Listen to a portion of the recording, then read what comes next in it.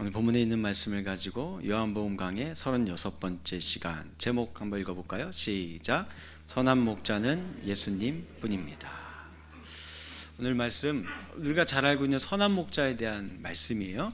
근데 우리가 잘못된 개념 혹시 갖고 있는지 다시 한번 잘 생각해보고 저에게도 질문하고 여러분들 스스로에게도 질문해보는 시간 갖도록 하겠습니다. 이 유명한 요 말씀 가운데에서 본문 말씀 중에 3, 4절 말씀이 이렇게 시작을 합니다. 읽어볼까요? 시작. 양은 그의 음성을 듣나니 양들이 그의 음성을 아는 거로 따라오되 라고 돼 있어요. 자, 이게 무슨 말일까요? 이스라엘 지역은 이제 양들을 많이 키워요. 양이 없는 집이 없어요. 거의 다 양들을 키우는데 보통 한 10대 마리 정도 이렇게 키우고, 많은 집은 뭐 한 2, 30마리도 이제 좀 부유한 집은 키우겠죠. 그런데 이스라엘은요, 요 양을 방목해서 키울 수 있을까요, 없을까요? 없어요. 푸른 초장이 쫙 펼쳐져 있으면 그냥 방목해서 키우죠. 그런 동네가 아니잖아요. 광야예요. 그러니까 우리가 잘 알고 있는 푸른 초장과 쉴 만한 물가가 없어요. 별로. 듬성듬성 몇 군데 있는 거예요. 거기를 잘하는 사람들이 누굴까요? 목자죠. 그래서 목자가 필요합니다. 요 목자들을 고용을 해서 목자들이 그곳으로 인도해서 잘 먹고 잘 배불리 잘 자랄 수 있도록 해주는 거예요. 자, 이 목자가 여기 데리고 갔어요. 그래서 한낮에 물도 있고 풀도 있고, 그래서 막 잘 뜯어 먹으면서 잘 있었습니다. 그러다가 이제 뉘엿뉘엿 해가 지려고 해요. 그러면 그냥 들판에서 그냥 잠을 잘까요? 그러면 안 돼요. 왜 그럴까요? 거기에는 들짐승이 있습니다. 목자 혼자 이 사방 360도 다 뚫린 곳을 방어해낼 수가 없는 거예요. 들짐승이 와서 양들을 물어가고 해치기 때문에 그래요. 그래서 심지어는 이 들짐승 가운데 주로 어떤 게 그 당시에 제일 많았느냐? 표범이 제일 많았대요. 그리고 이리의 특징은 떼를 지우고 다녀요. 그리고 심지어는 모두 출몰할까요? 사자나 곰. 에이, 설마요, 사자, 곰. 진짜예요. 성경 말씀에 있잖아요. 누가 얘기했어요? 다윗이 얘기했잖아요. 사무엘상 17장 34절에서 35절. 다윗이 사울에게 이르되 말하되 주의 종이 아버지의 양을 지킬 때에 사자나 곰이 와서 양떼에게서 새끼를 물어가면 내가 따라가서 그것을 치고 그 입에서 새끼를 건져냈었다. 이거 자기 경험이 얘기한 겁니다. 정말 이렇게 그런 위험한 들짐승들이 가득한 곳이에요. 그래서 밤에는 양들을 데리고 가요. 어디로 갈까요? 양우리로 갑니다. 저렇게 가시나무나 나무떼기로 이렇게 얼기설기해서 테두리를 쳐놓은 곳도 있고, 심지어는 이제 돌무대기를 이렇게 쌓아놔서 그곳에 저렇게 이제 양우리를 만든 곳도 있어요. 우리 양만 가는 게 아니라 가보면은 다른 목동이 데리고 온 양들도 거기 들어가 있고, 그래서 많은 양들이 섞여서 저 안에 밤을 지새고 이럴 때가 많은 거예요. 자, 그러면 저 우리 안에 들어왔으면 양들이 다 안전할까요? 아니에요. 100% 안전한 거는 아닙니다. 오늘 1절 말씀 보세요. 시작. 내가 진실로 진실로 너희에게 이르노니 다른 데로 넘어가는 자는 절도며 강도요 라고 되어 있습니다. 그러니까 문으로 들어가지 않고 다른 데로 이렇게 저거를 넘어오는 자들이 있다라는 거예요, 없다라는 거예요? 있다라고 이야기를 해요. 자, 이런 존재들이 어떤 존재들일까요? 아까 제가 얘기했던 들짐승들 중에 표범, 사자 이런 것들은 점프력이 좋잖아요. 확 뛰어넘어서 들어옵니다. 그리고 표범이나 사자 얘네들은요, 예를 들면 자기가 한 마리만 먹어도 충분하면 한 마리만 덥석 물고 그냥 가면 그럴까요? 아니에요. 다 죽여버립니다. 그 안에 거. 이런 습성을 갖고 있어요. 그러니까 안 되는 거죠. 또 짐승 말고도 그 울타리를 넘는 존재가 하나 또 있어요. 누가 넘어올까요? 사람이 넘어오죠. 도적놈이 넘어오는 거예요. 왜 넘어와요? 훔쳐가려고. 이거 이제 넘어오는 게 있다라는 겁니다. 이런 들짐승이나 도둑들에게서 양을 보호하고 지키는 일을 하는 게 누굴까요? 요게 목자가 하는 일이라는 것입니다. 이렇게 밤새 양들을 지켜준 목자가 있기에 그러면 이제 양들은 그 우리 안에서 편안하게 잠을 잡니다. 그리고 이제 동이 텄어요. 아침이 되었습니다. 그러면 이제 목자들이 자기 양의 이름을 불러요. 아까 제가 말씀드렸어요. 저 우리 안에는 내 양만 있는 게 아니에요. 막 여러, 예를 들면 막 한 목동 한 3-4명이 같이 왔다고 해봐요. 그러면 양무리가 3-4무리가 막 섞여 있으면, 그러면 이거 어떻게, 이거 다 똑같이 생겼잖아요. 이거 어떻게 구분해서 목자들이 양의 목자를 따라가고 이걸 어떻게 할까요? 그 걱정 안 해도 돼요. 신기합니다. 목자가 얼루가, 누렁아, 흰둥아 하고 하면 뭐라고 할까요? 네 따라가요. 자기 목자만 따라갑니다. 오늘 말씀에 의하면 자기 목자가 아닌 자가 가까이 와서 막 내가 목자인 척하면 오히려 겁먹고 도망갑니다. 자기 목자만 기가 막히게 알아서 이렇게, 예를 들면 새 무리가 들어가 있으면 새 줄기로 쫙 흩어져서 이렇게 나가요. 진짜예요. 안 믿기시죠? 제가 증거 영상을 보여드릴게요. 한번 봅시다. 네.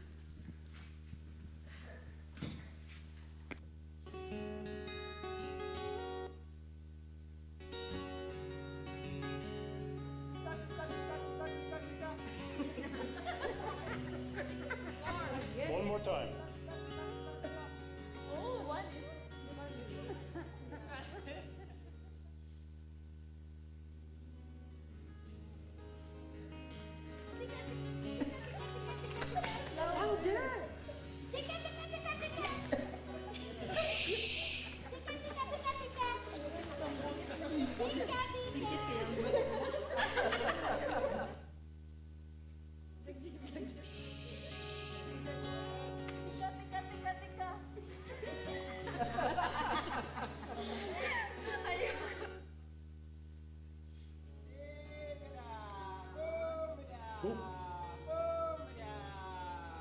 Look at them, look at them.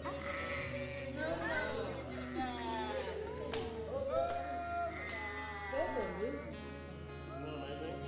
They're coming. Oh my God. Woo! Oh my God. I can't believe this. Oh my God. This is nice. Oh my God. This is amazing. One more. Oh my God. Yeah, you just made them go away. Was that cool or what? You will never have the same again.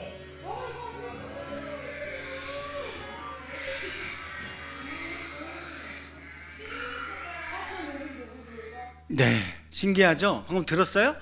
흰둥아, 검둥아 이랬는데 안 들었어요?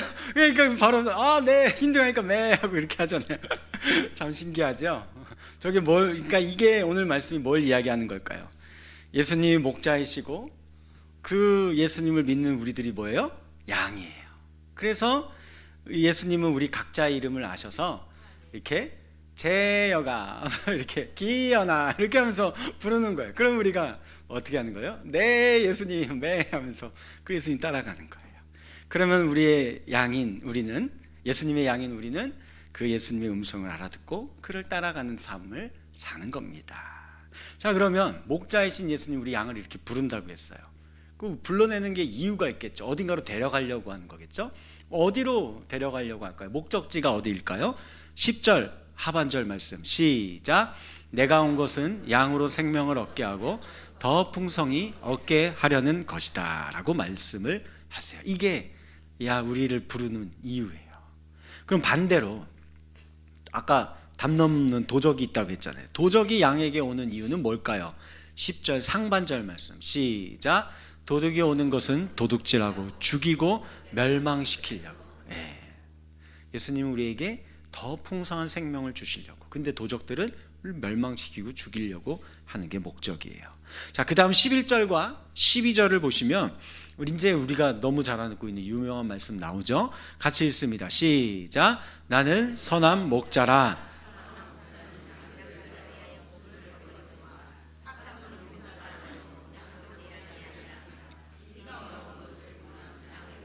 달아나나니 이리가 양을 물어가고 또 해치느니라. 자, 담을 넘어오는 도둑도 문제지만 이 이리가 오면 삭군들은 어떻게 한다는 거예요? 자기 한 몸 살겠다고 양 버리고 걸음 하나 살려라 도망간다라는 겁니다. 그래서 이 삭군도 문제가 되는 것을 알 수 있어요. 자, 그러면 여기서 질문. 우리가 지금까지 살펴본 도적놈들 혹은 삭군들은 누구를 말하는 걸까요? 이게 누구를 말하는 것 같아요? 오늘 본문에 있어요. 본문의 6절 시작. 예수께서 이 비유로 그들에게 말씀하셨으나 그들은 그가 하신 말씀이 무엇인지 알지 못하네. 요 선한 목자의 비유를 들려줬는데 못 알아듣는 그들이 있대요. 여기서 말하는 그들이 바로 도둑이거나 삭군일 거예요. 그러면 그들은 누굴까요? 우리 앞에서 계속 살펴봤잖아요. 그렇죠? 내가 깨닫지를 못한다, 이해하지를 못한다, 알지를 못한다 했었던 사람들. 지난 시간 표현을 하면은 눈뜬 맹인들이죠. 유대 종교 지도자들이에요. 자기들은 본다고 착각하지만 실상은 하나님 나라를, 메시아를 보지 못해요. 맹인이에요. 맹인이 맹인을 인도합니다. 가르치려고 드는 거예요. 훈계하려고 드는 거예요. 남들을 함부로 판단하고 정죄하려고 드는 자들이지요. 그래서 실제로 어떻게 했습니까? 아까 읽은 10절의 말씀처럼 이들은 베데스다 못에서 38년 동안이나 거의 시체처럼 살았던 인생이 있어요. 예수님이 불쌍히 여겨 찾아가서 그에게 생명을 주고 풍성한 생명을 더 얻게 해서 살게 해주셨습니다. 그러나 이들은 뭐라고 했어요? 그거 하지 마라. 오히려 그들을 멸망과 죽음으로 그 인생을 다시 되돌려 놓으려고 합니다. 그리고 또 우리가 알고 있는 이 맹인, 눈뜬 맹인의 눈을 띄워주어서 생명을 얻게 해주셨는데 이것도 기뻐하기는커녕 도리어 그 삶에 회복된 생명을 빼앗으려고 들었던 것을 볼 수 있어요. 자, 그런데 이 말씀은 이런 증상은요, 그때 예수님 때만 갑자기 생긴 게 아니고 그 이전도 있었고 예수님 때도 있었고 지금도 있는 거예요. 그 이전에 있었던 말씀은 뭘까요? 에스겔서의 말씀 보면 이렇게 돼 있어요. 34장 2절에서 3절 시작. 인자야 너는 이스라엘 목자들에게 예언하라.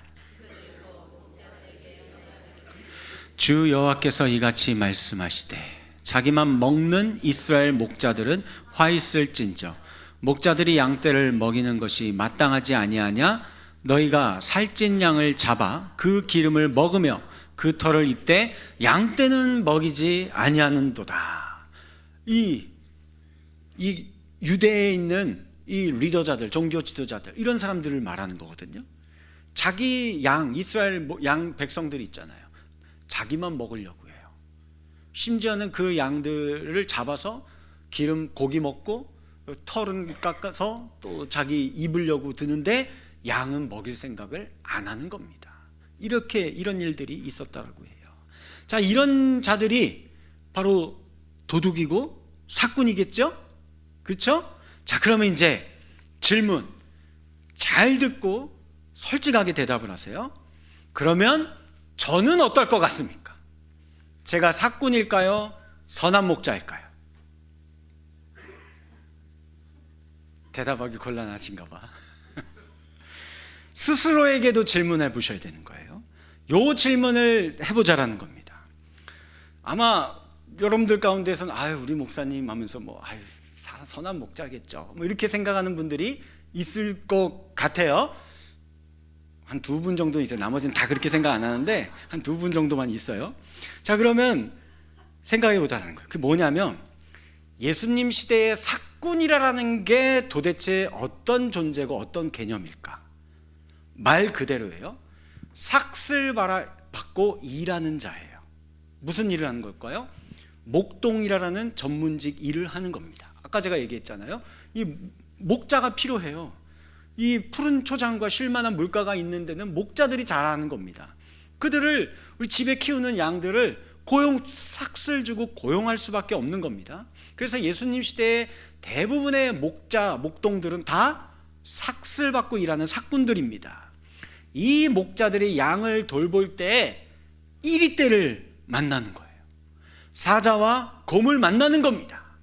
자, 이제 다시 질문할게요. 이때 1번 이 목자들이 이리떼를 만나고 사자와 곰을 만났을 때 목숨을 내놓고 양을 돌봐야 한다. 1번. 2번 아니다. 내 목숨이 더 중요하다. 잽싸게 주랭랑치고 도망가야 한다. 2번. 자, 1번 손 들어보세요. 1번. 꽤 있어요. 진짜인지 한번 이따 물어볼 거예요. 자, 2번 손 들어보세요. 2번 별로 없어요. 그러니까 내가 이 설교를 하는 거예요. 이게 지금 큰일 났네. 이게 진짜 솔직해지자고요. 사꾼들이 양을 버리고 도망가면 이게 그러면 우리가 흔히 이야기하는 아우 저 사꾼 저 도적놈 저 나쁜 놈 이렇게 하는 걸까요? 그 예수님 시대 사람들이 다 그렇게 생각했을까요? 아니에요. 아닙니다. 그 시대에 이제 경전 중에 하나인 미슈나라는 경전이 있어요. 토라에 대한 해석이 법규 이런 거를 모아놓은 해설책이에요. 그러니까는 성경 다음으로 유대인들에게 권위 있는 책입니다. 여기 보면은 요 목자의 규율이 적혀 있어요. 마치 지금으로 치면 교회 헌법 있죠. 이런 것처럼 이게 적혀 있는 게 있어요. 제가 읽어드릴게요. 목자가 양을 칠 때 들짐승을 만났을 경우 2마리 이상의 이리 또는 그보다 더 위험한 맹수가 공격해 올 때, 이건 뭐겠어요? 사자나 곰 이런 거겠죠. 올 때는 자신의 신변 안전을 위해 도망칠 수 있으며 양떼의 피해 보상에 대한 책임이 없다. 이렇게 적혀 있어요. 이게 이상한 것 같아요? 이게 상식적이고 보편적인 정서 아닌가요? 여러분들, 만약에 제가 교회에서 사역자들을 구하는데, 우리 사역자님들 있죠? 사역 계약서를 써요. 요즘 추세는 다 계약서 쓰는데 거기다가 제가 써놓는 거예요. 우리 교회, 여러분들이 양이잖아요. 양들을 위해서, 양들의 위험과 어려움이 있을 때에는 내 생명과 목숨까지 바쳐서 양들을 돌볼 것을 하나님의 이름으로 맹세하십니까? 선언하시고 사인하세요. 제가 계약서를 그렇게 내밀을까요? 그러면 그거 사인 안 하면 다 사꾼이네? 그렇게 제가 계약서를 내밀면 그거 어떻게 되는 거예요? 노동청에 신고당해요. 그렇잖아요. 아니 나도 그렇게 안 하는데, 자, 이거를 진짜로 생각을 해보자라는 거예요. 그 어떤 목자도 양을 위해서 자기의 목숨을 내놓는 게 이거 쉽지 않죠. 그러니까 그 당시로 돌아가서 내가 이제 우리 집에 있는 목자 양들을 위해서 목동을 삭슬 주고 일을 시켜야 되는데, 그들에게 일을 시킬 때 양 이거 한 마리라도 짐승이나 뭐 왔다고 해서 도망가거나 이거 죽이면은 다 당신 책임입니다. 목숨을 내놓고 이 양들을 다 지키세요 하면서 돈 몇 푼 주면서 그렇게 하면은 그 누가 거기서 일하겠냐고요. 아무도 일 안 합니다. 이거 상식이죠. 다시 묻겠습니다. 제가 사꾼일까요? 선한 목자일까요? 사꾼입니다. 사꾼이에요. 삭슬 받고 일하는 사람이에요. 제 마음은 물론 예수님처럼 선한 목자가 되고 싶습니다. 되게 해달라고 기도합니다. 하지만 솔직해지자고요. 실제는 그렇게 항상 살까요? 못 살까요? 못 살아요. 몸이 아프고 병들면 내 몸 아픈 거를 먼저 생각할까요? 다른 분들 아픈 거를 먼저 생각할까요? 내 몸 아픈 게 먼저입니다. 막 배탈이 나고 막 이렇게 맹장이 막 터질라고 하고 아프고 그러면 어떻게 해요? 혼자 막 하나님 살려주시면, 이 고통 없애주시면 제가 앞으로 더 열심히 하겠고 헌신하겠고 충성하고 제발 막 이렇게 이제 하잖아요. 정말 간절히 기도하죠. 다른 분들이 아플 때는요, 그렇게 기도 안 해요. 그 정도의 간절함이 있을까요? 물론 간절하게 기도하죠. 무게가 다르죠. 제가 밥을 먹죠. 교역자들하고 식사하고 할 때 어떻게 할까요? 오늘은 무슨 맛있는 것을 먹을까? 내 입에 들어가는 맛있는 음식을 먼저 생각할까요? 아니면 우리 모든 성도님도 오늘은 어떤 맛있는 음식을 먹었을까? 그걸 항상 먼저 생각할까요? 제가 오늘 뭐 맛있는 거 먹을까를 당연히 먼저 제가 생각을 합니다. 그게 당연한 거예요. 너무 제가 피곤하고 아프고 또 이렇게 별로 힘이 없고 그런데, 그럴 때에도 그런 거 굴하지 않고 항상 열이면 열, 백이면 백, 항상 기도가 필요하신 분들, 신방이 필요하신 분들, 상담이 필요하신 분들이 있으면 항상 제가 그분들을 찾아갈까요? 때로는 모른 척 할까요? 모른 척해요.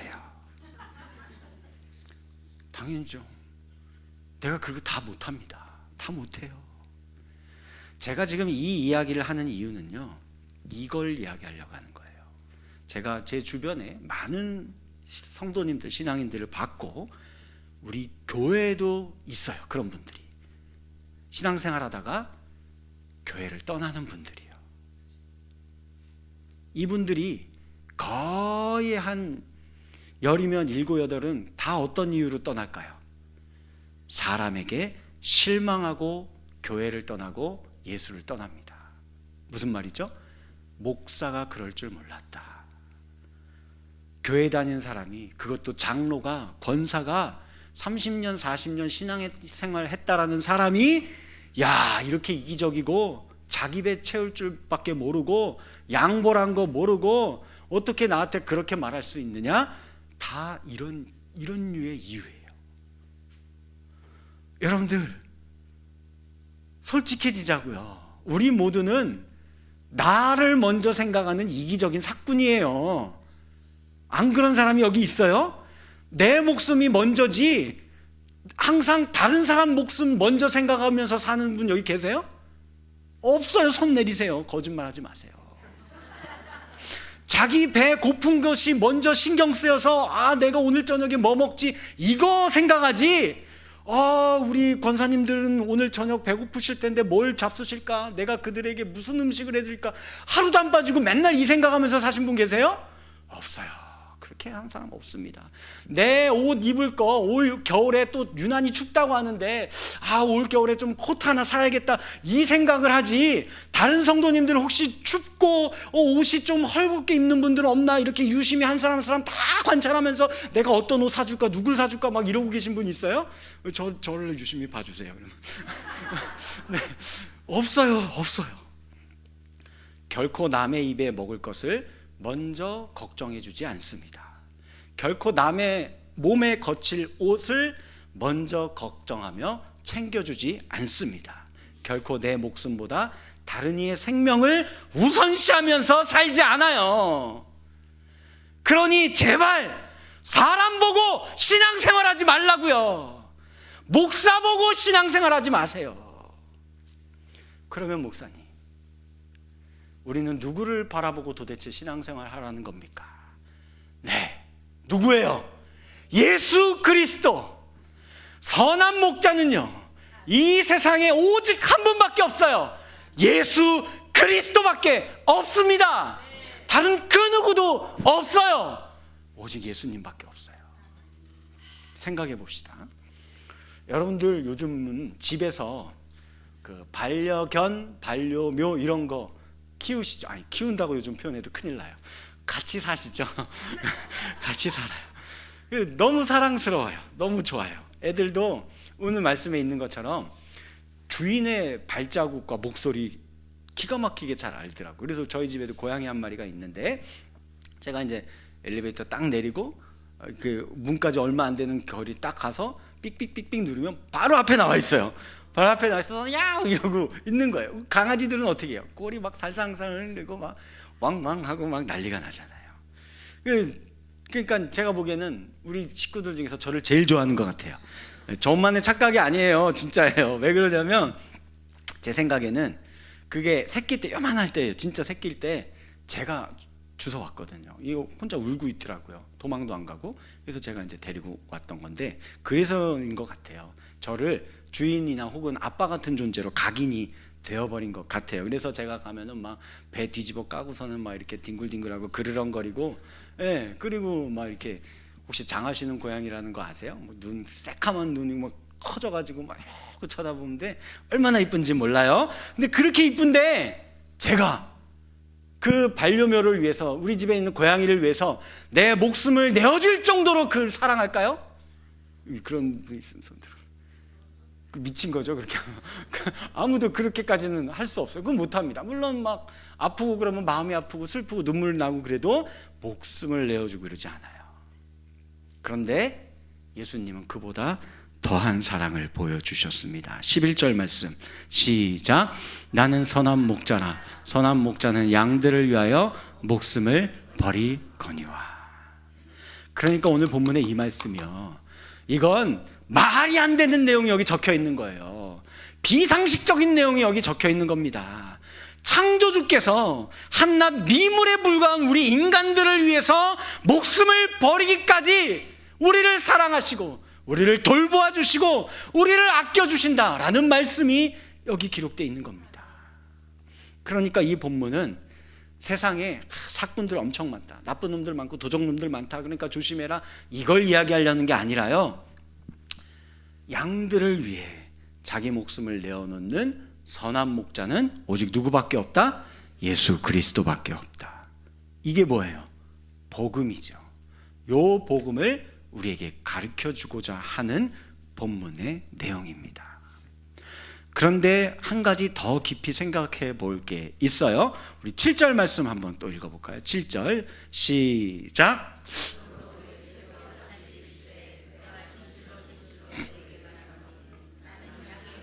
네, 예수님이 앞에는 나는 선한 목자다, 요걸 설명해 주셨어요. 그 이해되죠? 당연히 예수님 그런 분인 것 같아. 근데 양의 문이다, 요건 또 무슨 뜻일까요?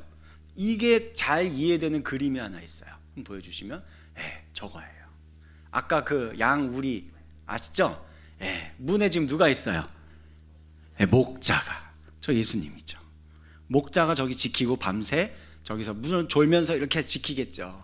거기를 지키고 있는 겁니다. 도둑이 들지 못하게, 들짐승이 들어가지 못하도록 밤새 양들을 지키고 있는 거예요. 저 이미지가 옛날 옛적 구약에 한번 실제로 재현된 적이 있습니다. 그게 어떤 사건일까요?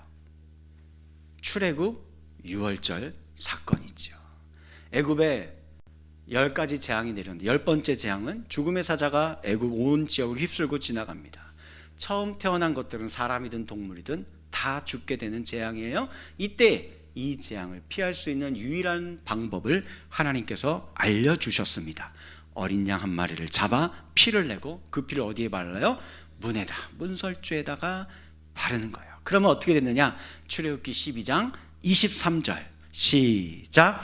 여호와께서 애굽 사람들에게 지나가실 때 문 임방과 좌우 문설주의 피를 보시면 여호와께서 그 문을 넘으시고 멸하는 자에게 너희 집에 들어가서 너희를 치지 못하게 하실 것임이니라. 아멘. 저 문설주에 발려진 피가 누구예요? 예수 그리스도죠. 예수 그리스도께서 십자가에 달려 죽기까지 우리를 사랑하시면서 우리를 지키시고 우리를 보호하시는 거예요. 즉 이때 아무리 죽음의 사자가 우리의 집안에, 우리의 인생의 집에 침노하려고 하고 우리를 넘어뜨리려고 하고 우리를 거꾸로 뜨리려고 해도 사망아 어딜 감히 들어오느냐, 이는 내 아들이고 내 딸이고 내 양이다. 예수님이 그 문에 지키고 서 계시는 겁니다. 그게 우리 예수님이에요. 우리를 해치려는 모든 세력들, 환난이나 공고나 박해나 기근이나 적신이나 위험이나 칼이랴, 그 어떤 것도 우리 주 예수 그리스도의 사랑에서 우리를 끊어낼 수 없습니다. 오직 우리를 위해 자신의 생명을 내어놓으시면서 우리를 지키시고 보호하시고 구원하시는 이 선한 목자이신 예수 그리스도 한 분만을 내 인생의 주인으로, 목자로 모셔드리고 살 수 있는 저와 여러분들이 되어지기를 주님의 이름으로 간절히 축원합니다. 말씀을 맺겠습니다. 제가 그래서 열심히 기도해요. 이 말씀 정말 가슴을 칠 때가 너무 많아서, 하나님, 제가 사꾼이 아닌 선한 목자가 되고 싶습니다. 토종놈이 아닌 예수님처럼 양들을 위해 내 피와 살을 내어줄 줄 아는 목사가 되고 싶습니다. 많이 기도하면 기도할수록 현실은 너무 어렵다는 것을 깨닫습니다. 그러다가 결정적인 부분에서 제가 더 집중해서 이제 기도하는 부분이 생겨나게 되었어요. 그게 뭐냐면, 그러니까 잘 생각해 보세요. 그 선한 목자와 사꾼이 결정적인 차이가 있어요. 이게 무슨 말이냐면, 사실 평소에는 둘 다 보기에 똑같아요. 비슷해 보입니다. 별 차이가 없어요. 근데 결정적일 때 차이 나죠. 그 결정적일 때가 언제예요? 아까 얘기했던, 그쵸? 일이 때들이 덤비고 사자나 곰이 덤비는 이런 절체절명의 위기 순간에는 이게 드러나는 거예요. 이 사꾼하고 그 선한 목자가 차이가 발생을 하는 겁니다. 그러나 보통 때는 똑같아요. 예를 들어 우리의 일상의 삶도 마찬가지인 거예요. 우리 다 똑같아요. 이걸 이제 잘 들어보고 생각해 보세요. 의사분들 있죠. 의사의 직업을 갖고 있어요. 히포크라테스 선서를 했습니다. 나는 어떠한 위협을 받더라도 인간의 생명을 존중하며 이를 우선시하는 의사의 양심을 버리지 않겠습니다. 선서예요. 그러나 평소에 그들이 하는 일은 뭐예요? 진료보고 수술하고 상담하고 그러면서 돈 벌면서 그러고 살아가는 겁니다. 간호사분들은요, 나이팅게일 선서를 합니다. 일생을 이롭게 살며 전문 간호직에 최선을 다하여 인간의 생명을 존중할 것을 하나님 앞에 선서를 해요. 그러고서 이제 평소에 일하는 건 뭐예요? 똑같아요. 맨날 시트 갈아주고 맥박 재고 차트 정리하고 그거 하느라고 밤새고 맨날 이러는 겁니다. 정치인들도 똑같아요. 오직 국민을 위해 헌신할 것을 다짐합니다 하죠. 그러나 실제로 하는 건 뭐예요? 법안 제출하고 쌓여있는 민생 현안 처리하느라 자기 지역구나 이런 데 시정을 돌보고 그 국민들하고 소통하고 이럴 시간도 없어요. 법조인들도 마찬가지입니다. 판사, 검사, 변호사로 법의 정신과 양심을 따라 인권을 옹호하고 정의를 실현하며 사회적 약자를 보호할 것을 맹세합니다. 이렇게 하죠. 그러나 뭐 실제 이제 일하는 거 보면 변호사는 하루에도 몇 건씩 여기 뛰어들고 저거 뛰어다니면서 변호하느라 바쁘고, 검사는 약식 기소 처리만 하루에도 막 10건 이상씩 막 하다가 큰 사건 있으면 그거 막 조사하면서 가서 막 법정에 가서 막 큰 소리 치고 막 이러고 그러고 하는 거고, 판사도 하루에도 막 몇 건씩 처리하느라 재판정을 떠나지를 못한대요. 그냥 그러고서 똑같이 그러고 살아가는 겁니다. 교사는요, 교사도 마찬가지죠. 학생의 성장과 발달을 위해 헌신하고 양심을 따라 가르치고 타의 모범이 될 것을 선언합니다. 다짐합니다. 이렇게 하고 교사가 되는 거예요. 그러면서 하는 일은 뭐예요? 내신 관리하고 생기부 관리하고 행정 업무 보고 공문이 얼마나 많이 쏟아져 나오는지 몰라요. 그거 다 처리하느라고 바빠요. 그러다가 꿈꾸는 게 뭐예요? 이러다가 열심히 해서 교감도 되고 교장도 되고 뭐 이렇게 하고 그래서 이제 나중에 퇴직금 연봉 많잖아요. 그거 다 끝까지 다 받아먹으면 좋겠다. 뭐 이러고 하면서 이제 열심히 일하고 똑같이 사는 겁니다. 목사는요, 저 목사도 마찬가지. 오직 성경으로 교단과 교리를 준수하며 부르심의 소명을 따라 양들을 목양하며 온 생을 다하여서 오직 복음 전파하는 데에 전심전력할 것을 다짐합니다. 하나님 앞에 맹세함. 이렇게 하면서 목사가 되죠. 근데 그 전에는 뭐 전도사부터 부목사부터 운 좋으면 담임 목사 되고 하면 이 거치는 과정이 교육부서 막 열심히 막 하고 교회 행정 열심히 따라다니고 신방도 따라다니고 설교 막 열심히 하면서 그냥 그러고 바쁘게 그런 거 생각 하나도 못하고 그냥 눈코 뜰 새 없이 바쁘게 지내는 거예요. 사꾼과 선한 목자가 평소에 차이가 없어요. 그런데 우리는 최소한 결정적인 때를 위해서는 지금부터 열심히 기도합시다. 기도해야 돼요. 예를 들면 이런 거죠. 의사분이 너무 피곤하고 그러면 안 되는데 전날 회식도 있어서 숙취했는데 다음날 수술이 잡힌 거예요. 원래는 들어가면 안 되는데 어쩔 수 없어. 할 사람이 없으니까 이제 들어가서 했는데 의료사고가 났어요. 바로 그때죠. 평소에는 사건과 별 다른 바 없지만 그때는 우리 평소에 어떻게 의료법 되게 단단하잖아요. 대부분 그 뒤에 숨어가지고 뭐 의료사가 아니라고 하고 그러면서 의사 계속 그냥 그렇게 하잖아요. 근데 그때는 아닌 거예요. 내 일신상의 보신을 위해 거짓말하지 않고 뒤로 도망하는 자가 되지 않으면서 양심 선언하면서 제가 그때 수술 때 매수 잡으면 안 됐던 건데 제가 잘못한 겁니다. 자기 의사 면허가 박탈당한다 할지라도 그렇게 고백하면서 이야기할 수 있는 자가 되는 겁니다. 간호사 업무 너무 힘들어요. 그러면서 박봉이에요. 그러니 늘 이게 입에 원망과 불평이 많으면서 밤새 막 2교대 3교대 하면서 일해요. 그러나 그게 평소의 모습이었다가도 우리 몇 년 전에 있었던 코로나 터진 그런 일이 있을 때 국가적 재난 사태가 있을 때에는 그 자기 몸 사리지 않고 뒤로 물러서 숨으려고 하지 않고 한여름에 전신 방호복 이거 입으면요 그 안에 온도가 40도 50도까지 올라가요. 하루만 그거 입고 일하면 2-3kg씩 빠진대요. 그거 입으면서도 마지막 숨을 새근새근 내쉬고 있는 환자들 옆에 가서 손잡아주는, 생사의 기로를 다투는 사람들의 손을 잡아주는 하나님, 그때는 내가 도망가지 않게 해주세요. 그 기도를 하는 거예요.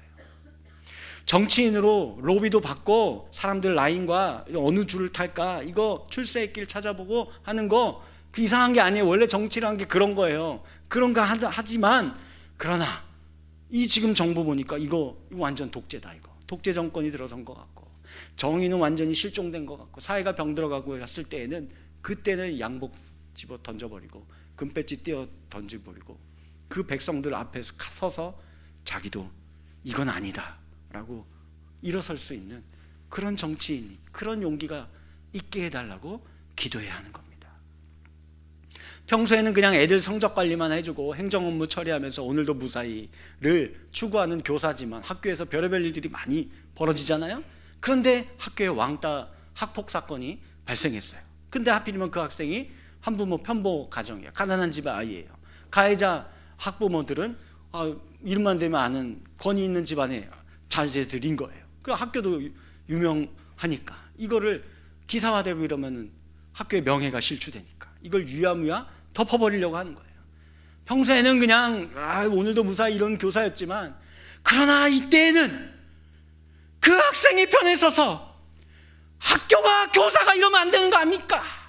자신의 교편에 생명을 걸고서라도 그 학생의 편에 서서 싸울 수 있게 해달라고 그 기도를 하는 겁니다. 목사인 제가 업무에 시달리면서 일주일에도 10편 넘게 설교 쓰면서 저도 똑같은 마음이에요. 교인 숫자가 늘고 교회가 재정도 빵빵해지고 교회가 부흥하고 그 사꾼처럼 그냥 일하고 그러다가 좋은 평가 받고 이렇게 되기를 바라는 마음이 있어요. 그러나 한편 기도하는 겁니다. 교회가 항상 순탄할 수 없잖아요. 위기가 찾아올 수 있습니다. 어려움이 닥칠 수 있어요. 그런데 그 위기가 담임 목사인 제가 총대를 메고 제가 그 자리 내려오고 제가 잘못한 겁니다 하고 제가 포기하기만 하면 교회가 살 수 있다라고 한다면, 한 영혼이 살 수 있다라고 한다면 그때에는 하나님 제가 내려오게 해주시옵소서. 희생과 포기와 결단을 할 수 있게 하여 주시옵소서. 이 기도를 올려드리고 있는 거예요. 저와 여러분들도 이렇게 기도하실 수 있었으면 좋겠습니다. 이 모든 일들은 우리 힘으로 할 수 있는 게 아닙니다. 선한 목자이신 예수님을 의지하고 믿고 따를 때 정말 결정적인 순간에는 예수님의 십자가가 보이고 그분의 빛나는 얼굴이 내게 비추어져서 이제는 나도 선한 목자의 길을, 그분을 따르는 참된 양이 돼야겠다, 이때는 정말 해야겠다 결단할 때가 올 겁니다. 예수님을 버리고 도망하였던 그 사꾼과 같은 베드로에게 예수님이 끝까지 찾아가서 물었잖아요. 요한의 아들 시몬아, 네가 나를 사랑하느냐? 주님, 당신이 더 잘 아십니다. 그때 예수님 뭐라고 해요? 이제는 너가 전에는 그러지 못했을지라도 이제는 네 양을 먹여라. 이때에는 우리 순종할 수 있는 우리 수원구색 평강교회와 모든 성도님들 되어지시기를 주님의 이름으로 간절히 축원합니다.